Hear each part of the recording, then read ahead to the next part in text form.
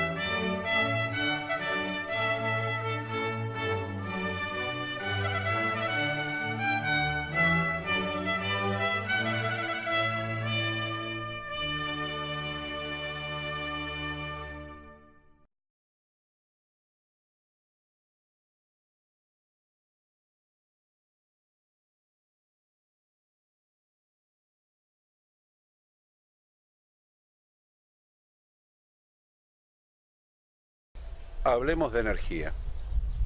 Nuestros dispositivos Arduino consumen energía eléctrica. Cuanto más cosas le coloquemos a nuestras placas, más consumo hay.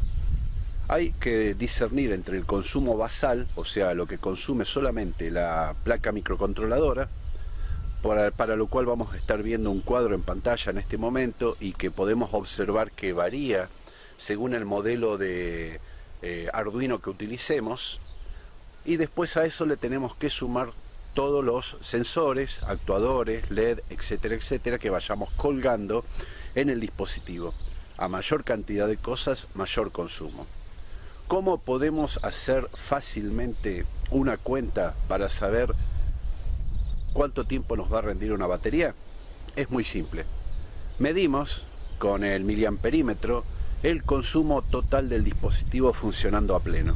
Eso nos va a dar una medida en miliamperes, la cual, agarrando la batería que tengamos y dividiéndole la potencia que entrega la batería, nos va a dar la cantidad de horas de duración que tiene esa batería con ese dispositivo. Muchas veces vamos a tener la suerte de que el dispositivo esté en un lugar donde haya corriente eléctrica, es decir, una toma de 220 a la cual le podemos enchufar un transformador que alimente el circuito. Pero la mayoría de las veces cuando hacemos aparatos muy específicos, supongamos un data logger para medir algunas variables del entorno, o una estación meteorológica, o cualquier otro dispositivo que vaya a estar alejado de la corriente eléctrica, vamos a depender de esas baterías. Baterías tenemos de todos los tamaños y de los colores. Tenemos baterías alcalinas de 9 voltios, tenemos baterías de 12 voltios, muy similares a la de las motos o a la de los autos, que son baterías de plomo ácido o de gel, y todas tienen en común la cantidad, o mejor dicho, la potencia que pueden entregar. Esa potencia es lo que nos va a dar la duración del dispositivo funcionando. Pero aunque nuestro dispositivo gaste poco, si vamos a dejarlo a la intemperie durante muchos días, la energía se va a agotar.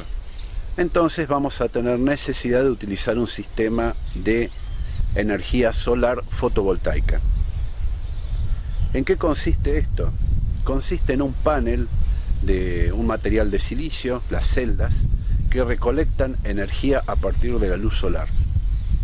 Esa energía es manejada por un regulador de carga que por un lado deriva hacia la batería para hacer un ciclo de carga mientras se usa la batería, y por el otro lado se deriva hacia el consumo.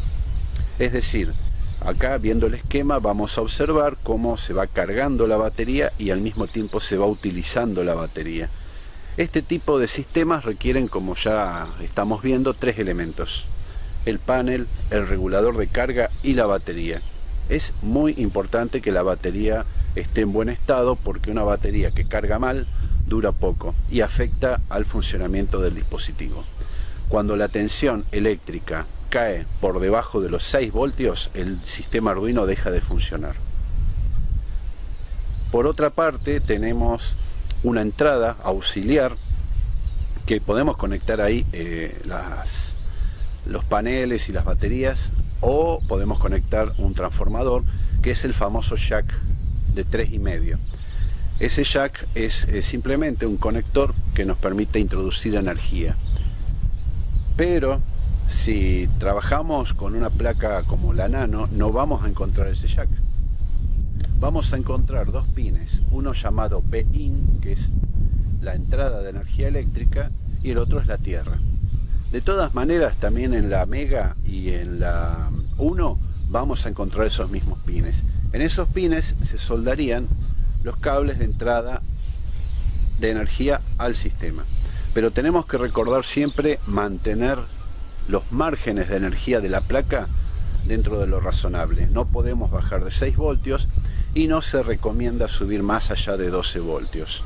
Eso es a los fines de la duración de la placa, porque, como dijimos en alguna clase anterior, cuando ustedes vean que hay demasiado voltaje, el regulador de carga de la placa Arduino va a empezar a sobrecalentar, generando lo que se llaman puntos calientes dentro del semiconductor y acelerando que se funda.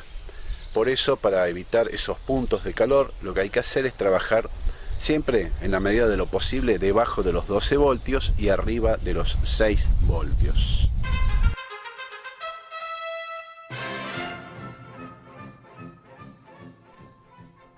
Para ampliar nuestros conocimientos en lo referente a las energías para alimentar nuestros dispositivos Arduinos, vamos a tratar ahora con la energía solar. Como sabemos, la provisión de energía eléctrica en nuestras provincias es un tema recurrente, ya que se suele cortar y obviamente no hay aviso previo. Se suele cortar intempestivamente y si estamos trabajando nos deja colgados, o si estamos utilizando aparatos que trabajen autónomamente, se corta el ciclo de producción. Eso es algo que nos pasa tan seguido que no vale la pena comentar. Pero vamos a explorar algunas de las estrategias que podemos adoptar para los dispositivos Arduino. Podemos utilizar baterías, grupo electrógeno o energía fotovoltaica. Las baterías no las vamos a considerar debido a que son una alternativa menor y se agotan rápidamente, según el consumo que tenga nuestro dispositivo. Veamos el grupo electrógeno. Los grupos electrógenos consisten en un dínamo movido por un motor naftero o de algún otro combustible. Tienen una autonomía usualmente de 8 horas y según el tamaño del equipo puede cargar 3 litros o más, pero presenta numerosas desventajas. Es caro, genera mucho ruido, humo, interferencia eléctrica, pero aparte, si es para un proyecto Arduino es muy grande, y si es para cubrir las necesidades de nuestro equipamiento informático puede llegar a quedar corto. Vamos a explorar la energía fotovoltaica. La energía solar fotovoltaica, como el nombre lo indica, es generada por la acción de los fotones sobre un material fotosensible como puede ser el silicio policristalino. Esto hace que se genere una corriente eléctrica que es débil, pero que en grandes volúmenes de paneles llega a ser muy significativa. Nosotros tenemos, afortunadamente, en la región donde vivimos, una buena densidad de luz, tanto en horas como en duración. Podemos ver, por ejemplo, las curvas de radiación, que son estupendas, tanto para la parte de invierno, que es lo que está en rojo, como la parte de primavera-verano, que es lo que está en verde. Solemos tener uno de los rendimientos más altos constantes durante todo el año. Entonces, si tenemos la energía del sol, lo correcto sería utilizarla. Los sistemas fotovoltaicos son energías renovables y no contaminantes. Requieren muy poco mantenimiento, normalmente hay que vigilar las baterías, suelen ser duraderos. Los paneles se garantizan por lo menos por 20-25 años y los costos de mantenimiento son bajos, pero lo que tienen en cuenta como desventaja es que la inversión inicial es un poco cara, es una tecnología que se está desarrollando y obviamente faltan técnicos capacitados. Dentro de las ventajas podemos decir que si comparamos con otras fuentes de energía, tiene un 20 a un 30% de eficiencia. Otras tienen menos de un 10%. Para hacer un pequeño proyecto de cargador solar fotovoltaico, lo que necesitamos es algo que genere 12 voltios de corriente continua, que nos permita almacenar de 7 a 10 amperes con un máximo de unos 120 vatios de potencia.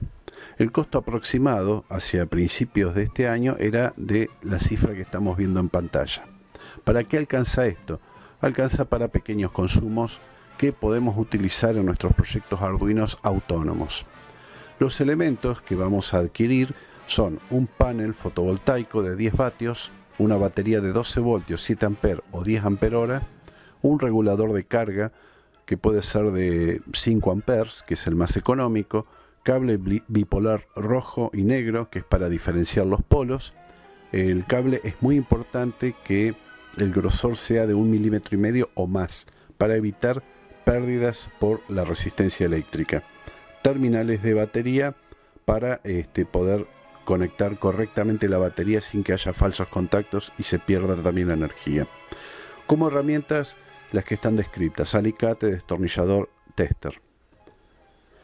El circuito de construcción es el siguiente.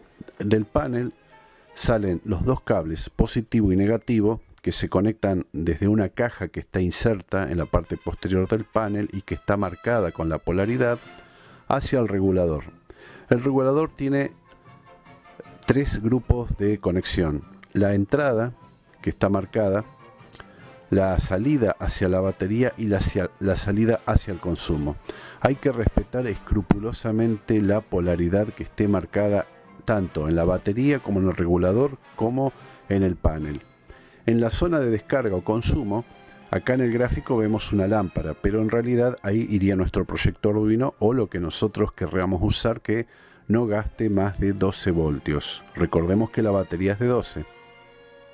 La duración, por otra parte, va a depender de la cantidad de amperes que tenga la batería, los amperes hora. Si tenemos una batería de 7 amperes-horas, significa que va a entregar esa energía, y si dice 10 amperes-hora, obviamente va a ser un poco más, pero también va a tardar más en cargar. Los detalles del regulador de carga. Fíjense que este es un regulador bastante común, de 5 amperes.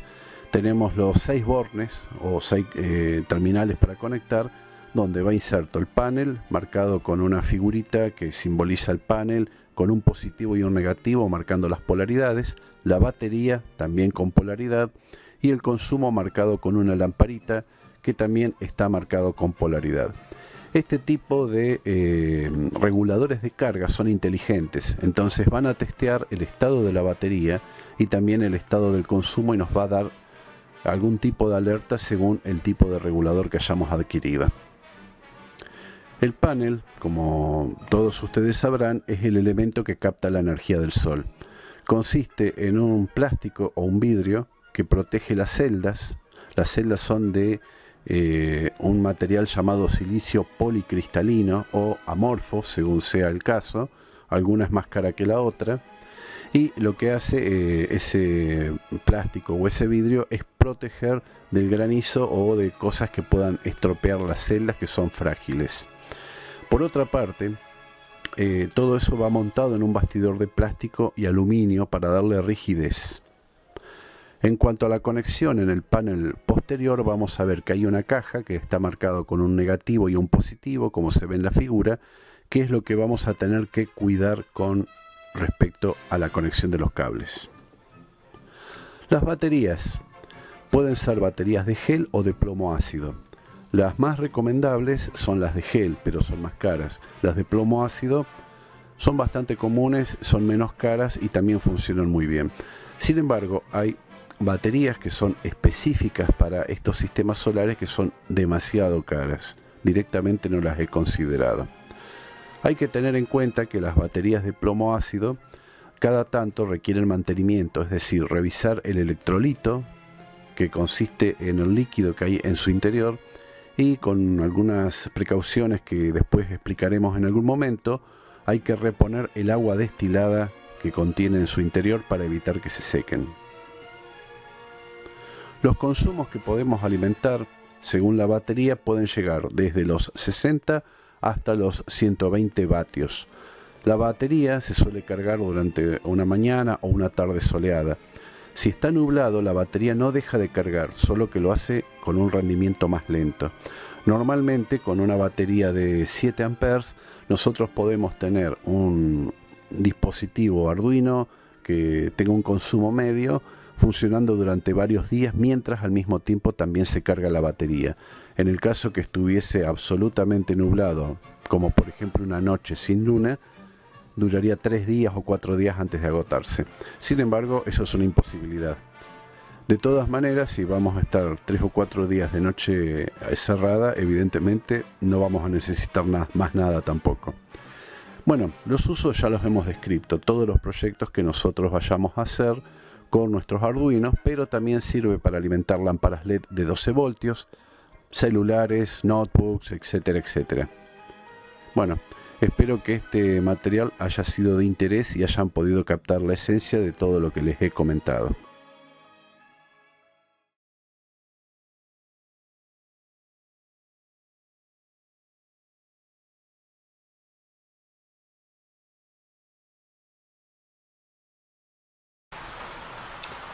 Vamos a hablar de sensores. Aquí estamos viendo un sensor DHT22. Es un sensor que está encapsulado en el envase plástico que estamos viendo.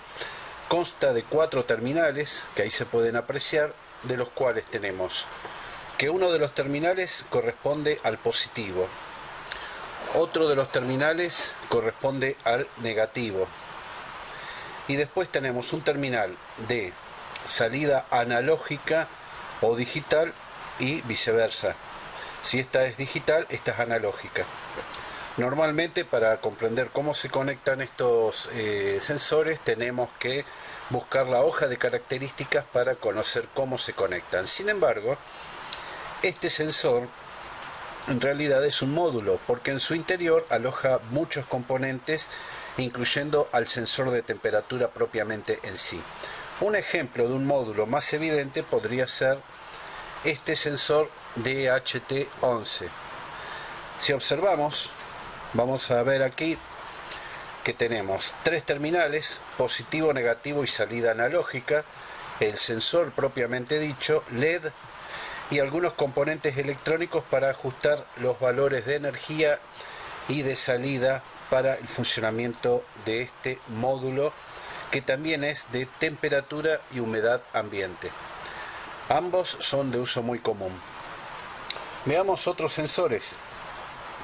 Por ejemplo, tenemos este y tenemos este. Estos son sensores que trabajan en base a la humedad, es decir, son sensores para medir humedad de suelo y de presencia o ausencia de lluvia. Cuando el agua incide sobre estas dos patas, generan un valor resistivo que el Arduino transforma en distintas unidades de 0 a 1023. Y lo mismo este otro. Ahora bien, estos son sensores propiamente dicho, pero necesitan ser adecuados para que el Arduino los lea. En ese caso tenemos que utilizar este circuito. Vamos a hacer espacio, que este circuito es el que recibe el sensor y el que da la salida hacia el Arduino, marcando esos 1024 niveles o una salida que se activa mediante la sensibilidad de este preset. La salida digital siempre es 0 o 1, es decir, presencia o ausencia, mientras que la salida analógica son valores simulados de 0 a 1023, es decir, 10 a la segunda. Este es el caso de un sensor puro, digamos, y este vendría a ser el circuito que adapta al sensor para su funcionamiento. Veamos otro tipo de sensores. Tenemos, es muy chiquitito, igual que este otro. Estos sensores son de presión barométrica. Este es el BMP 180 y este es el BMP 280. Este es mucho más evolucionado que el anterior. Este sensor no solamente mide presión atmosférica, sino también altitud y temperatura mediante un circuito muy complejo. El sensor propiamente está encapsulado dentro de este pequeño recipiente metálico y el resto de los circuitos se adecúan para ser utilizados. Y este otro sensor también, fíjense, tiene un pequeño recipiente metálico y después tiene una serie de resistencias y condensadores que hacen que esto se pueda conectar directamente al Arduino. Veamos sensores para medir gases.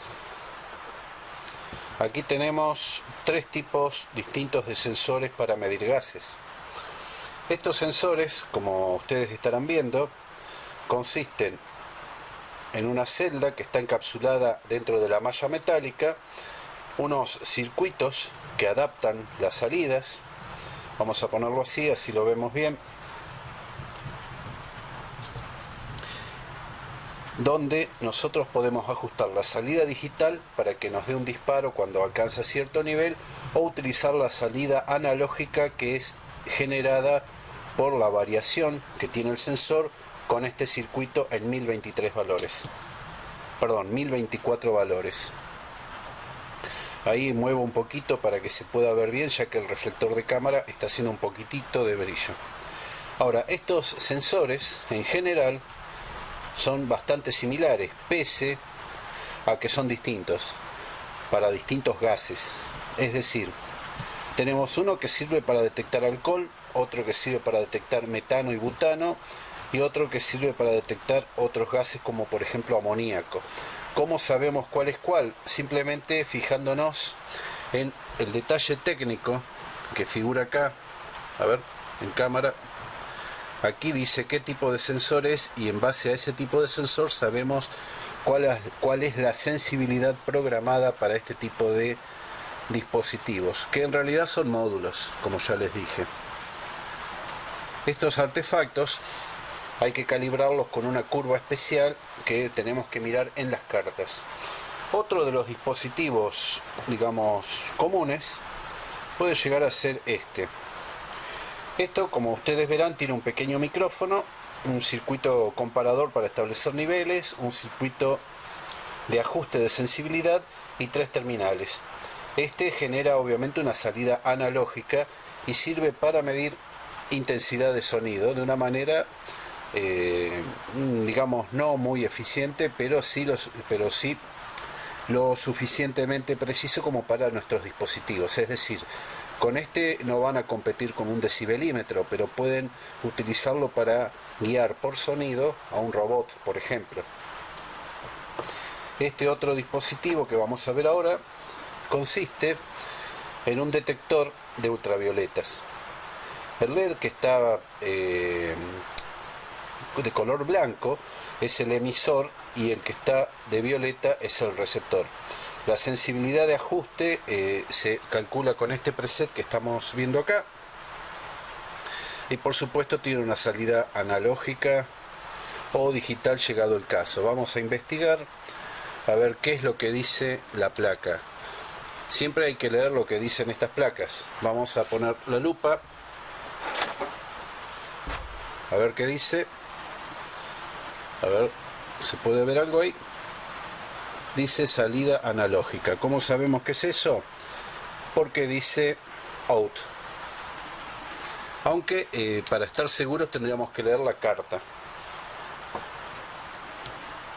Vamos a ver otros circuitos. En este caso estamos viendo un par transceptor.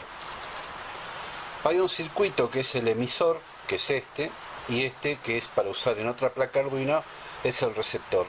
El emisor está altamente integrado, tiene, como podemos ver acá,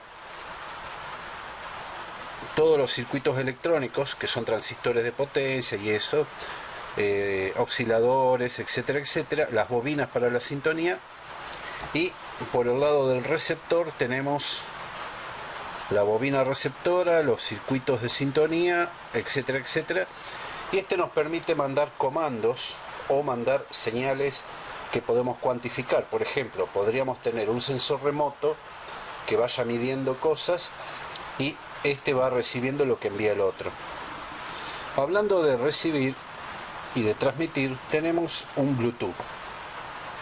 Como todos ustedes saben, el Bluetooth es una tecnología inalámbrica de corto alcance que se basa en ondas de radio.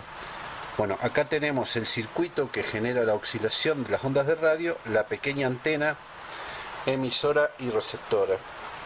Este circuito, fíjense que acá está cuantificado qué es lo que es cada terminal, trabaja entre 3.6 a 6 voltios, o sea que es bastante amplio. Y este nos puede servir para hacer controles remotos o para hacer receptores en todo caso. Hablando de circuitos transmisores y receptores, le vamos a dar cabida ahora a este que tiene una singularidad. Esto es un GPRS. ¿Qué es esto? Esto es un celular en miniatura. Es decir, nosotros metemos la tarjeta acá. Acá está todo el aparato de transmisión, la pequeña antena, fíjense qué diminuta que es. Y esto, ustedes al conectarlo con nuestro Arduino, este módulo, lo que hace es enviar datos o recibir datos, mensajes de texto, por ejemplo. Supongamos que tenemos una estación remota que está realizando mediciones ambientales, como una estación meteorológica. Con este pequeño artefacto, con este pequeño módulo conectado al Arduino, podemos hacer que envíe los datos remotamente. También tenemos esto, que es una tarjeta SD en la que podemos guardar la información que vayamos generando con nuestros dispositivos. Este módulo contiene una etapa de poder, contiene acá un amplificador operacional y un comparador. Acá está marcado lo que es cada pin, qué significa cada cosa. Este es muy utilizado cuando nosotros queremos juntar datos y guardarlos en una tarjeta que no se borre, como podía ser una EEPROM cuando falla la corriente. En el caso que nuestro dispositivo falle la energía, guardamos los datos en esto. Este otro artefacto es muy especial y es muy necesario. Esto es un RTC. Un RTC es un reloj de tiempo real. Este guarda el tiempo, fecha, hora, minutos y segundos durante varios años porque contiene un oscilador con un cristal, circuitos que realizan el trabajo de compatibilizar el tiempo y una batería que, al igual que las computadoras, cuando se agota hay que cambiar. En todos los proyectos que necesitemos guardar información es bueno tener ese tipo de aparato. Y acá estamos con lo que se denomina un step down, es decir, una fuente de poder que nosotros ingresamos energía y acá regulamos la salida con este pequeño preset. Esto es para adecuar, por ejemplo, cuando tenemos que trabajar con voltajes, distintas partes del circuito. Supongamos que tenemos 12 voltios y necesitamos trabajar con algún aparato que requiera 9 voltios. Con esto nosotros agarramos y podemos ajustar tanto para bajar como para subir. Continuando con los distintos elementos que podemos usar como módulos, sensores, actuadores, etcétera, vamos a ver, por ejemplo, esta interfaz de entrada, que es una membrana táctil. Funciona por los contactos que se realizan cuando se hace presión y transmite al Arduino a través de este conector. También tenemos un sensor muy especial, que es el que estamos viendo ahora, que es un sensor de temperatura de líquidos. Este se suele usar para sumergir en líquidos o en materiales sólidos también, para establecer qué temperatura tienen. Fíjense que en este caso tenemos tres cables de salida. Uno es el positivo, el otro el negativo y el tercero, el amarillo, es el de datos. Este sensor, por ejemplo, no utiliza módulos, utiliza una tecnología de conectores en serie en el cual se pueden colocar varios de estos elementos en una sola disposición.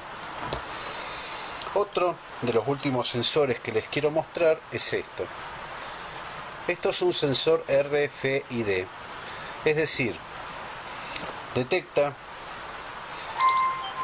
una tarjeta o un llavero que se magnetizan por la bobina que hay acá abajo y hace que responda. Esto se utiliza mucho en las tiendas para evitar que la gente robe, pero también se le da múltiples aplicaciones en circuitos donde hay que identificar personas o permitir apertura o cierre de puertas. Tenemos un protoboard que ya hemos visto en algún momento. Este es un circuito en el cual nosotros vamos insertando los componentes y conectándolos. A diferencia de esto, que esto es un PCB, que vendría a ser un circuito que está cobreado para que nosotros soldemos directamente los componentes al colocarlos encima de la grilla. Es con la finalidad de tener circuitos ya terminados. Y acá estamos viendo distintos tipos de borneras para conectar. Por ejemplo, esta se puede soldar al PCB y tiene unos tornillitos para agarrar los cables de los sensores o de los actuadores. Ahora les voy a mostrar un ejemplo al terminar. Y dentro de lo que son los actuadores tendríamos esto, que es un banco de 4 relés que funcionan de la siguiente manera. Reciben una señal por el puerto, activan el relé, que es electromecánico, y acá se le conecta en la parte superior algún voltaje más elevado. Supongamos que tenemos que encender una luz que trabaja con 220 voltios, o tenemos que conectar una bomba que también trabaja con un voltaje mucho más elevado que el que maneja Arduino. Arduino manda la señal de 5 voltios, activa el relé y el relé hace la conexión con la etapa de potencia que obviamente está aislada del Arduino. Otro de los actuadores es este, que se llama electroválvula. Cuando se recibe un voltaje determinado, en este caso son 12 voltios, que se puede utilizar a través de un relé, activa una válvula que hay acá adentro y permite el paso de los líquidos, o al contrario, puede cerrar. Este artefacto es muy útil, por ejemplo, cuando tenemos que dar órdenes de apertura y cierre de agua, riego, etcétera, etcétera. Ahora es el turno de los shields. Aquí tenemos uno que es bastante común, es un display con una botonera. Fíjense que el patrón de pines sigue la idea de una placa 1 o una mega. Si nosotros agarramos una placa 1, por ejemplo, fíjense,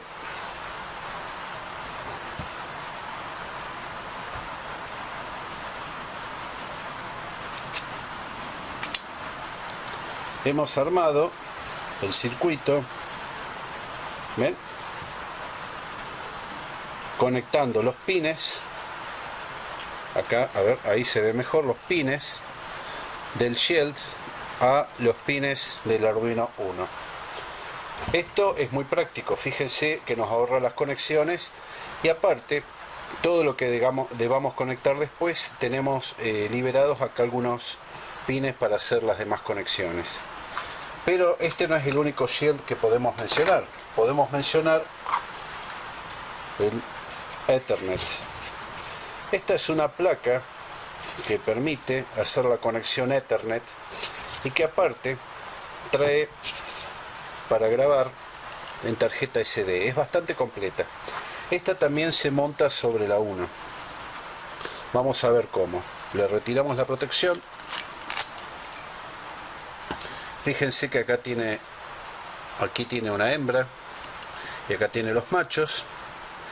Y ahora lo que simplemente tenemos que hacer es calzar, así, ¿ven? Bueno, hacerlo en cámara no es fácil, ¿no? Porque es muy milimétrico el ajuste, ¿ven? Pero más o menos ya se estarán dando cuenta cómo funciona el sándwich, ¿no? ¿Ven? Ahí tienen la placa Ethernet montada sobre la 1. ¿Ven? Los conectores Ethernet, el conector de energía para la placa 1, la tarjeta SD, etcétera. Siempre que se hacen estos montajes hay que hacerlo con mucho cuidado para no doblar las patitas, son delicadas. También podemos montar el Ethernet sobre una placa un poquito más grande.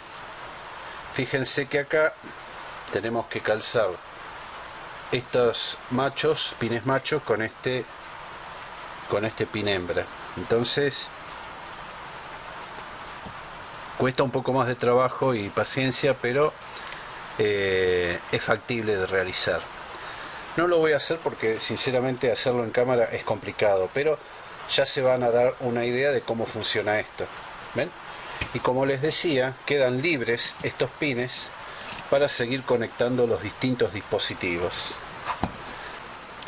Finalmente, acá estamos viendo un circuito funcional compuesto por una nano, un RTC y una serie de cosas conectadas a la bornera montadas sobre el PCB.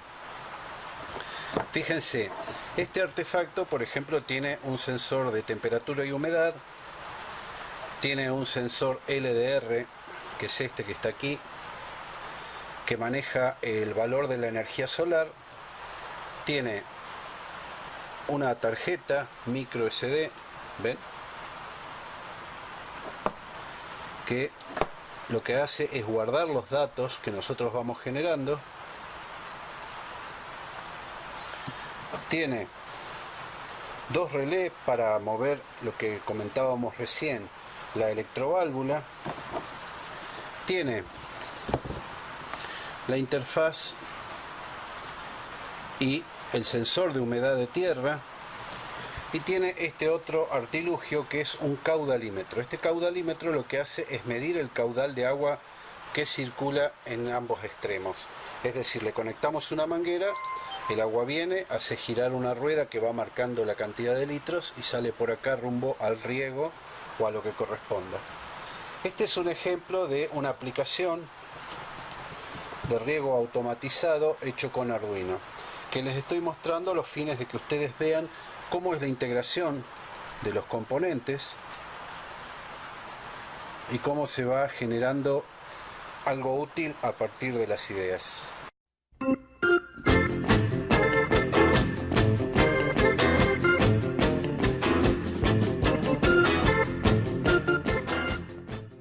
En los bloques anteriores hemos visto los transductores, sensores, módulos y shields desde el punto de vista físico y algunas de sus particularidades, pero ahora nos vamos a centrar un poquitito en la parte teórica. Para comenzar, ¿qué es un transductor? Un transductor, según la definición clásica, que viene desde el año 80 más o menos, dice que es un dispositivo que convierte una variable física en otra de dominio diferente. Por ejemplo, utilizo un principio físico como podría ser la electricidad o alguna característica piezoeléctrica y eso lo transforma en un valor eléctrico, o sea, otro dominio, el cual nos permite cuantificar lo que estábamos midiendo. Un transductor también es, en parte, por supuesto, un sensor o un actuador. Es decir, podemos tener transductores de entrada, que serían los sensores, y transductores de salida, que podrían ser, obviamente, los actuadores propiamente dichos. Un dominio podría ser, como ejemplificaba recién, el diferencial de temperaturas, que utiliza un actuador que podría ser un cristal piezoeléctrico o alguna cuestión física, como los barómetros, y el transductor lo que hace es cambiar esa medición física en otra física, como podrían ser los mencionados valores eléctricos, que son los que utilizamos en Arduino. Transductores hay de varios tipos, no solamente los pocos que vimos en nuestros bloques anteriores. Acá tenemos en pantalla una clasificación según el principio con el que actúan esos transductores. Tenemos el piezoresitivo, capacitivo, piezoeléctrico, ultrasónico, magnético, termoeléctrico, fotoeléctrico y químico. El piezoeléctrico, por ejemplo, es uno que cuando el cristal sobre el que se basa el transductor sufre una modificación, genera una carga eléctrica. El caso más típico podría ser los encendedores de gas. ¿Vieron los encendedores tipo Magiclick? Son dos piezas de cerámica piezoeléctrica que al recibir un impacto entre ellas dos generan un chispazo de electricidad estática. En un sensor se podría traducir como, por ejemplo, un sensor que detecte vibraciones. Cuando un cristal de cuarzo, que es piezoeléctrico precisamente, sufre modificaciones en su estructura, puede generar débiles corrientes eléctricas. Y eso lo podemos medir. Sería un principio para un sensor de agitación. El piezoresitivo es un material que al deformarse varía su resistencia eléctrica, según un principio conocido como puente de Wheatstone. Entonces, una celda de carga, como usamos en el pluviómetro, sería una cosa similar, o sea, un transductor piezoresitivo. Un capacitivo es, como por ejemplo nuestras pantallas LED de los celulares. Cuando nosotros acercamos el dedo, estamos induciendo una variación en la capacitancia eléctrica de la pantalla, y eso se traduce en una señal eléctrica que obliga al Android, por ejemplo, a efectuar una acción. Ultrasónico es, según el rebote de ondas de sonido, podemos cuantificar distancias en base a la salida de ese transductor, que se manifiesta obviamente en unidades eléctricas. Magnético, el caso más paradigmático, es cuando abrimos o cerramos nuestras notebooks, que se apaga la pantalla. En algunas de las máquinas suele haber un imán que al cerrar la tapa hace contacto con un elemento llamado red switch, que al recibir esa variación magnética cierra un contacto. En el caudalímetro que vimos en algún momento, cuando gira la rueda porque pasa el agua, hay un pequeño imán de neodimio o similar que al ir pasando consecutivamente sobre un sensor, también red switch o de efecto Hall, va generando los pulsos eléctricos que se transforman en mediciones. El termoeléctrico más común es cualquier jarra eléctrica que ustedes ponen a calentar agua y corta sola. Hay una termocupla, o sea, dos metales que están unidos en una disposición especial que al recibir calor se dilatan de manera diferente. Entonces, cuando llegan a cierto punto que está calibrado, cortan el circuito eléctrico. Ese sería una termocupla termoeléctrica. El fotoeléctrico es, como todos sabrán, una fotocelda, un fotosensor, algo que cuantifica la cantidad de luz recibida sobre esa célula y que la traduce también en corrientes eléctricas. Los paneles solares, por ejemplo, son en esencia grandes paneles fotoeléctricos. Y químico es aquel transductor que al percibir algún tipo de variación química efectúa también una lectura eléctrica que el Arduino detecta y se transforma en medición. Es muy usual usar efectos químicos en mediciones de pH o acidez. Vamos a observar ahora transductores según la variable medida. No todos miden lo mismo. Tenemos algunos que miden posición, velocidad y aceleración.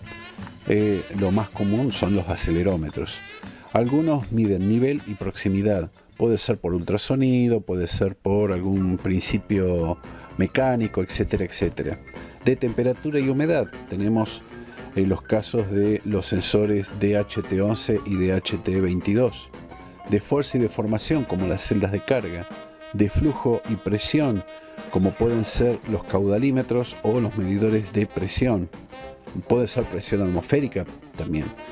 De color, luz y visión, que no hemos visto ninguno. De gas y pH, hemos visto algunos ejemplos en la parte visual anterior.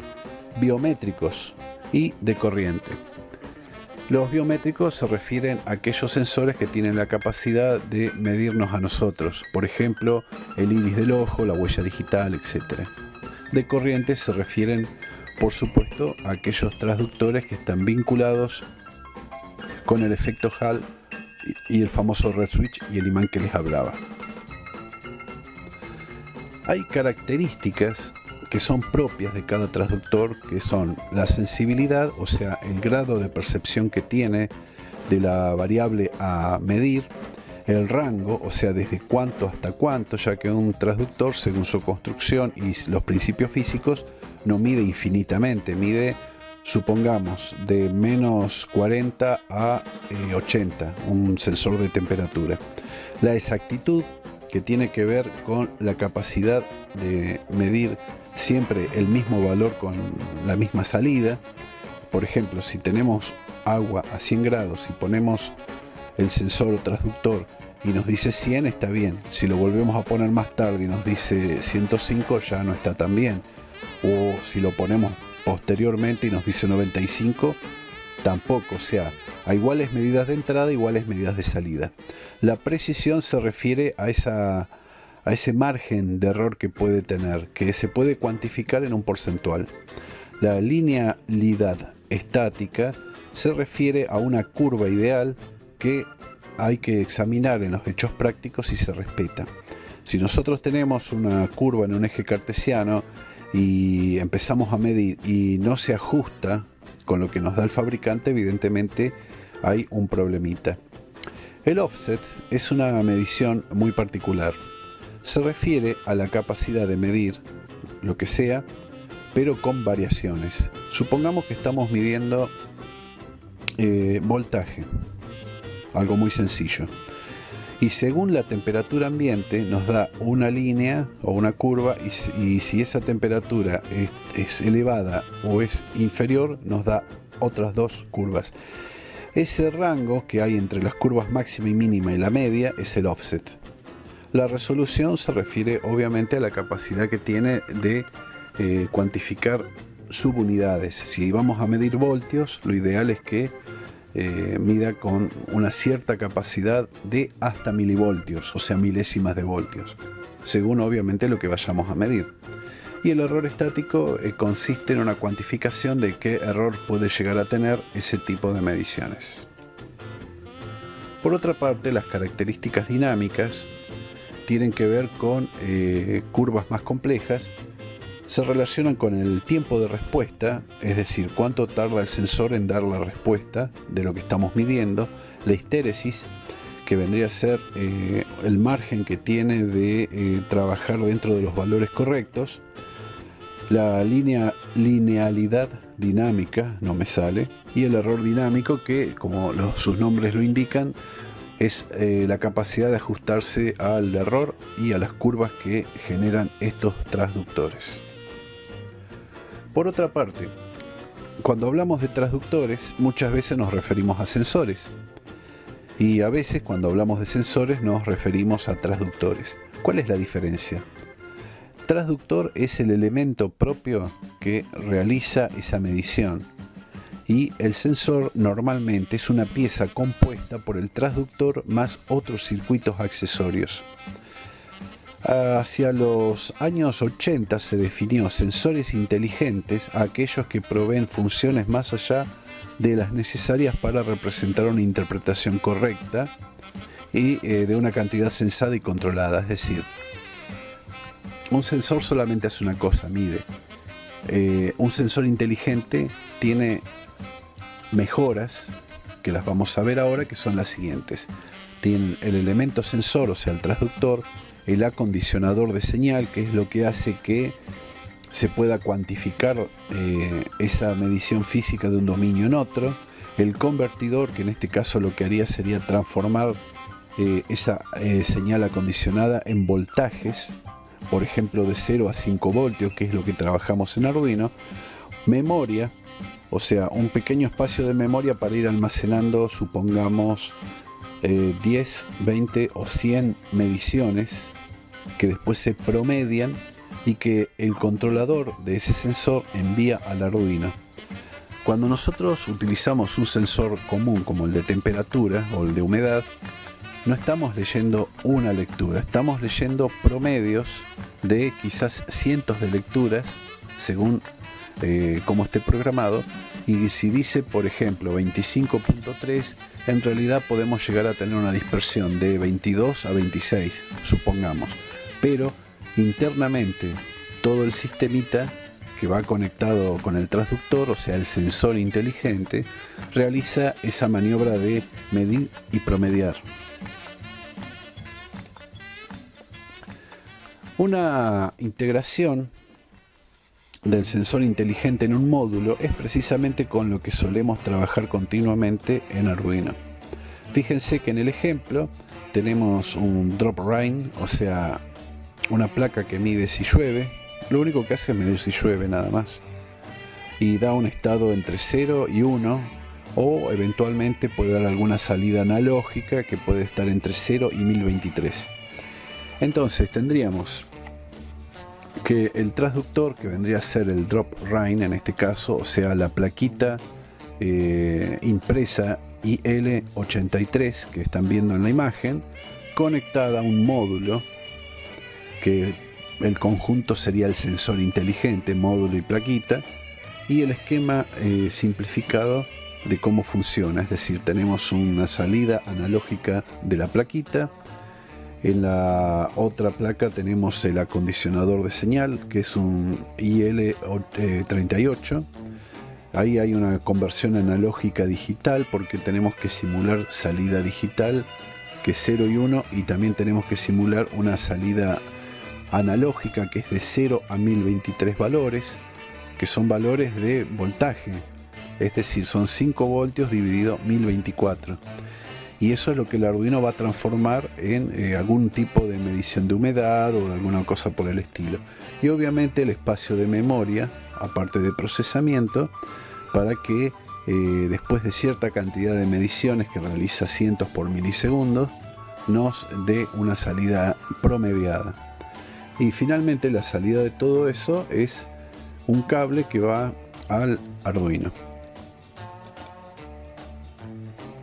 Los actuadores, por otra parte, como decíamos hoy, son transductores de salida. Acá el cuadro es muy claro, así que no hace falta hacer mucho despliegue académico. Fíjense que se dividen en actuadores neumáticos, o sea que trabajan por aire, hidráulicos, por fluidos, eléctricos, por energía eléctrica. En el ángulo superior derecho van a ver un relé. Ese es un actuador absolutamente eléctrico. Pero si tuviéramos un pistón hidráulico, sabríamos que es hidráulico y trabaja por algún tipo de principio, como podría ser un aceite mineral, como dice la imagen, o algún otro tipo de cosa. Vamos a examinar un poquitito los ejemplos. En la parte de neumático vamos a ver cilindros neumáticos, motores, válvulas que trabajan con electricidad y también con flujo de aire. En el caso de los hidráulicos también hay cilindros, vemos motores y también vemos válvulas hidráulicas y electrohidráulicas. Fíjense que, por ejemplo, una electroválvula, si bien es cierto que maneja agua, pero es eléctrica, porque ahí la presión del agua no influye en el cambio de condición. Lo que influye es una bobina eléctrica que actúa, al igual que en el relé, abriendo y cerrando la válvula. Y en la parte de los actuadores eléctricos, ya que estamos, tenemos los motores alternos continuos y los motores paso a paso, que son los más utilizados en robótica y en Arduino.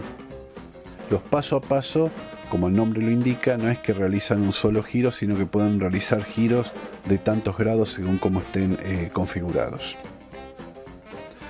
Acá tenemos una lista de los módulos más comunes que ustedes van a ver en oferta y también en la construcción de dispositivos. Hay algunos que son muy comunes y otros que son más difíciles de conseguir. Básicamente son pequeños, como ya habrán visto en las imágenes, y las funciones están muy delimitadas. Vamos a ver algo más de cerca. Estos ya los conocen, los vimos en el bloque, en el video, y configuran. El primero y más grande es un sensor de humedad de suelo. Después arriba a la izquierda tenemos un relé, después un medidor de algún tipo de gas, y así sucesivamente hasta llegar al último, que es un láser. Por otra parte, hablamos de transductores, sensores, módulos, y ahora nos toca hablar de shells. Los shells, como estamos viendo aquí, son algo más que módulos. Son módulos que tienen la capacidad de integrarse directamente mediante un puente de pines con el controlador, es decir, con la placa Arduino Uno, Mega o la que utilicemos. Vamos a ver algunos más de cerca y en particular. Aquí vemos un Uno que tiene montado una placa Ethernet, y en el medio hay otra que no logro identificar, pero seguramente es una placa de radiofrecuencia tipo Wi-Fi. Fíjense que acá se montaron, como en una torta, 3 capas, y quedan libres los pines en la última capa superior para, por ejemplo, conectar otros sensores y otras cosas. Bueno, esto ha sido todo por hoy. Espero que la parte teórica no les haya sido muy gravosa. Les recomiendo que lean la bibliografía que se mencionó en el corto.